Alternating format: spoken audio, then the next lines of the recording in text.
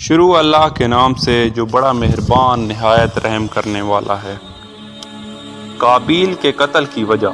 اس دنیا میں پہلے دو ہی انسان تھے، ایک حضرت آدم علیہ السلام اور دوسری اماں حوا۔ جب دونوں کھیتی باڑی کرنے لگے اور دنیا کی غذا کھانے لگے تو بچوں کی پیدائش کا سلسلہ شروع ہو گیا۔ بہن بھائی میں شادی کس طرح سے ہو، یہ مسئلہ حضرت آدم علیہ السلام کے سامنے آیا تو اللہ تعالیٰ نے اپنے فرشتے کو ان کے پاس بھیج کر اپنا حکم سنوایا۔ وہ یہ تھا کہ مثلاً آج دو بچے اماں حوا کے پیدا ہوئے ہیں تو ان میں سے ایک لڑکا ہوتا اور دوسری لڑکی ہوتی، تو اللہ تعالیٰ نے فرمایا کہ آج جو دو بچے پیدا ہوئے ہیں یہ دونوں بھائی اور بہن ہیں، اور ان دونوں کی آپس میں شادی نہ کریں، اور جو کل بچے پیدا ہوں گے وہ آج کے بچوں کے بھائی اور بہن نہیں ہوں گے۔ اس لیے ایسا کرو کہ آج جو لڑکا پیدا ہوا ہے کل جو لڑکی پیدا ہوگی اس سے شادی کر دو، اور آج کی لڑکی سے کل پیدا ہونے والے لڑکے سے شادی کر دو۔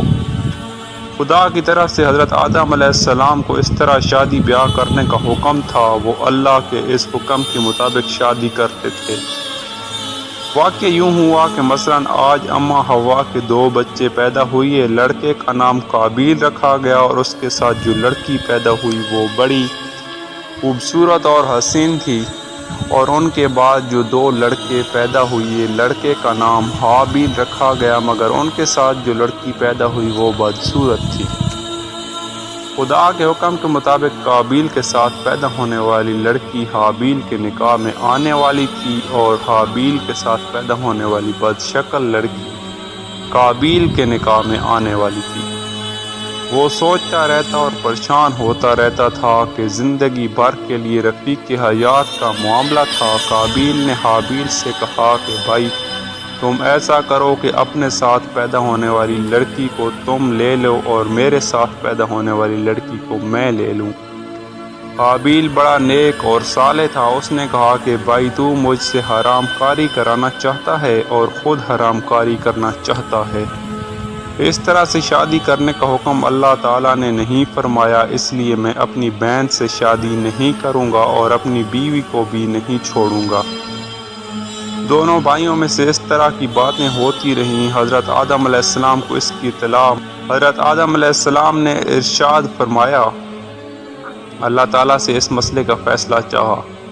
اللہ تعالیٰ نے فرمایا دونوں سے کہو کہ فلاں جگہ پر بکرے کی قربانی کر کے چھوڑ دیں، آسمان سے آگ اترے گی، جس کی قربانی کو آگ کھا جائے گی تو سمجھو اللہ نے اس کی قربانی قبول فرما لی، اور وہ لڑکی اس کو ملے گی۔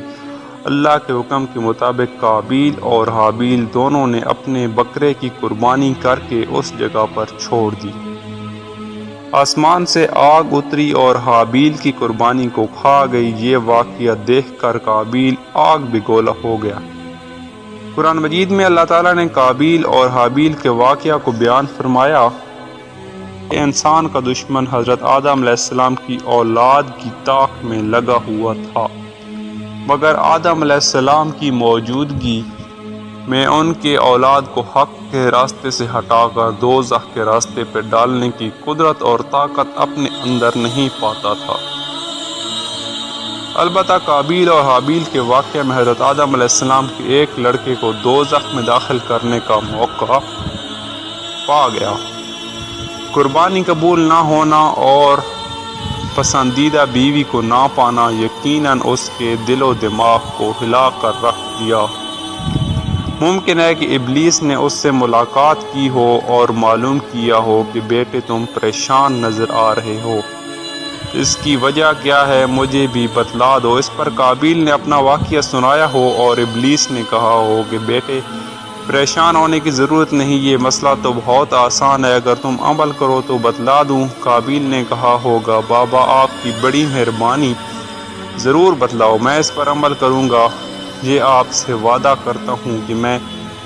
ابلیس نے کہا ہوگا کہ بیٹے ایسا کرو، جس پر چھری سے تم بکروں کو ذبح کرتے ہو اس کو تیز کر لو اور حابیل کو کسی بہانے گاؤں سے باہر لے جاؤ اور قتل کر دو۔ جب حابیل مر جائے گا تو تمہاری محبوبہ بیوی تو تم کو ملے گی۔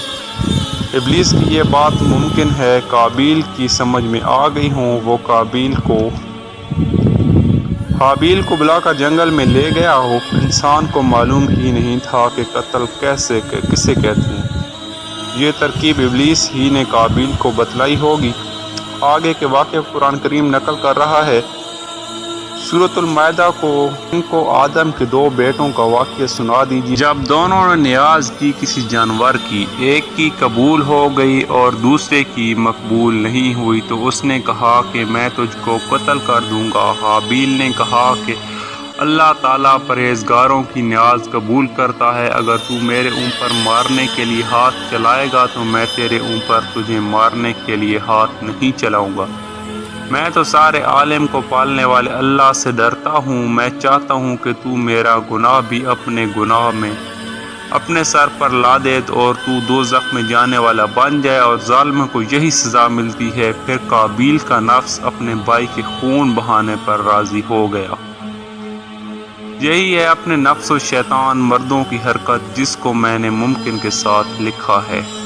پس قتل کر دیا اپنے بھائی کو اور ہو گیا خسارہ والوں میں سے۔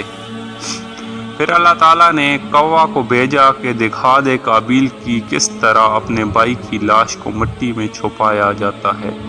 یہ دیکھ کر قابیل کپاتے ہاتھوں سے افسوس کرنے لگا، افسوس مجھے اتنی عقل بھی نہیں کہ اپنے بھائی کو قتل کر کے اس کی لاش کو چھپا دیتا۔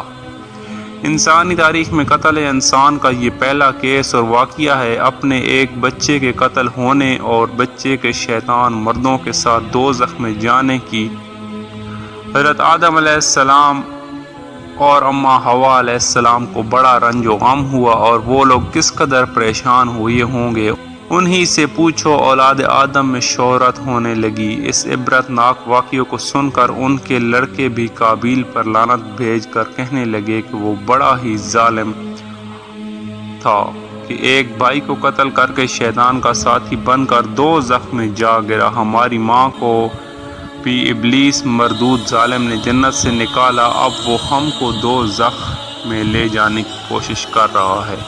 یہ خبر مشہور ہوتی گئی اور آنے والی نسل کے لیے قتل کا دروازہ کھلتا گیا اور برائیاں پھیلتی گئیں۔